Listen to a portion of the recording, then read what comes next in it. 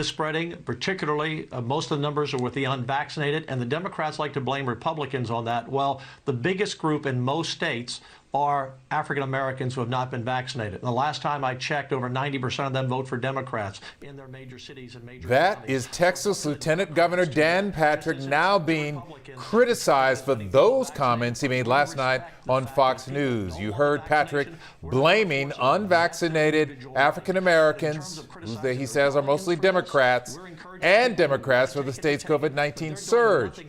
And the comments have gone viral. Not to mention many people questioning the statistics he stated.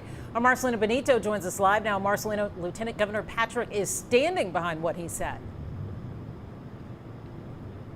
Well, that's right, Mia. The lieutenant governor is doubling down. He's defending those comments. Meanwhile, his critics say that he went way too far. Hospitalizations, deaths are up in Texas. Fox News anchor Laura Ingraham asked Lieutenant Governor Dan Patrick to defend criticism that GOP policies are fueling the latest COVID crisis in Texas. And the Democrats like to blame Republicans on that. Well, the biggest group in most states are African Americans who have not been vaccinated. And the last time I checked, over 90% of them vote for Democrats.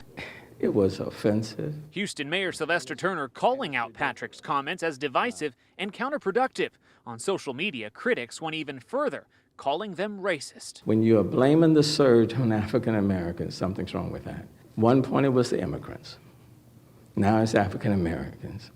Who will be next? Patrick didn't stop there, calling out Democrats for not doing more. But they're doing nothing for the African American community that has a significant high number of unvaccinated people. What he said also needs major context. While black people do have the lowest vaccination rate in Texas, only 1.8 million remain unvaccinated, compared to 5.7 million white Texans. This virus has no respect of persons. It doesn't care about your religion. It doesn't care what you look like or what your social economic status is. And so I would advise and say to the Lieutenant Governor, keep the race element out. Tonight, the Lieutenant Governor responding via Facebook, in part saying Democrat social media trolls were up late, misstating the facts and fanning the flames of their lies. Patrick stopped short of an apology. And I don't want us to get to the point where elected officials like this, the Lieutenant Governor makes these type of statements, blaming it on African Americans, blaming it on immigrants, and it becomes okay. It becomes the norm. It's not okay.